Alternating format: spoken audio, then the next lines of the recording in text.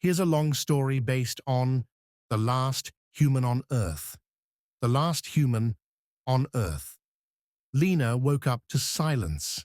Not the kind of silence that comes in the early hours of the morning before the world stirs, but a deep, unsettling quiet. The kind that feels like the universe itself had stopped breathing. She sat up in bed and glanced at the clock. 8:45 a.m. The sun streamed through the curtains, casting golden lines on the floor. Everything seemed normal, except for one thing. Her phone had no new messages, no notifications. She frowned.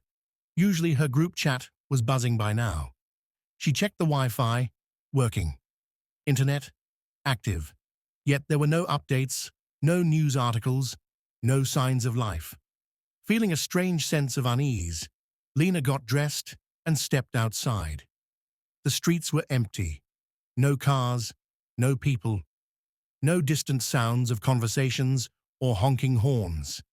Birds still chirped in the trees, and the wind rustled through the leaves, but the city itself was dead.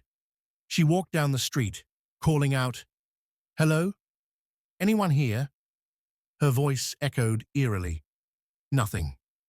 She ran to the nearest cafe, its door swinging open easily. The coffee machines still had warm liquid inside. A half-eaten muffin sat abandoned on a table. It was as if everyone had vanished in an instant. Heart pounding, she ran to her best friend's apartment, banging on the door. No answer. She tried her parents' house. Empty. She turned on every news channel she could find. Static. Lena stood in the middle of the street, realization sinking in. She was alone. Days turned to weeks.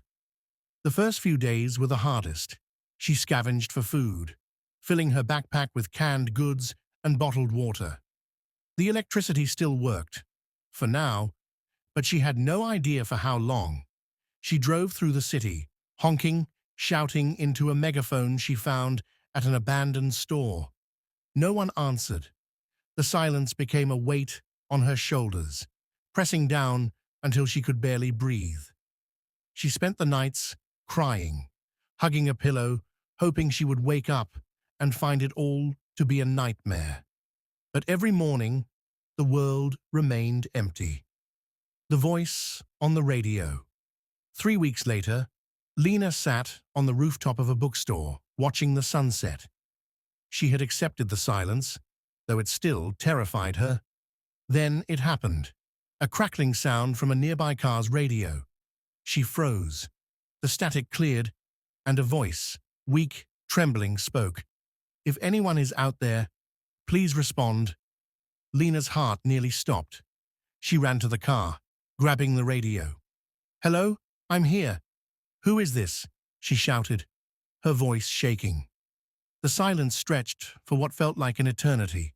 Then, "Lena," her breath caught in her throat.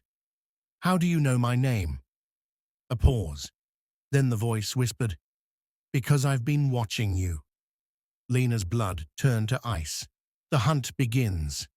She scrambled out of the car, looking around wildly. The city had been empty for weeks, hadn't it? Was someone really out there? "Who are you?" she asked, gripping the radio. A chuckle crackled through the speaker. "I'll see you soon." The radio went silent. Panic surged through her. If there was someone else, why hadn't they shown themselves before? And why did their voice send a chill down her spine? That night, she barricaded herself inside a hotel room, gripping a kitchen knife she had taken from a restaurant. Sleep did not come easily. The next morning, she found a message written on a shop window in bright red paint. "Run." The truth about the end. Lena didn't run. She wanted answers. She followed the clues left behind, footprints in the dust, scraps of paper with strange symbols. They led her to the subway tunnels beneath the city. There, in the darkness, she found him. A man, gaunt and pale, wearing a tattered lab coat. His eyes gleamed unnaturally in the dim light. You shouldn't be here, he whispered. Where is everyone? Lena demanded. What happened? The man hesitated, then sighed. The experiment worked, he muttered. What experiment? He looked at her with something like pity. A virus designed to erase humanity. It was supposed to be controlled, but it spread too fast, too well. Everyone was wiped out, except for you. Lena's stomach twisted. Why me? The man took a step closer.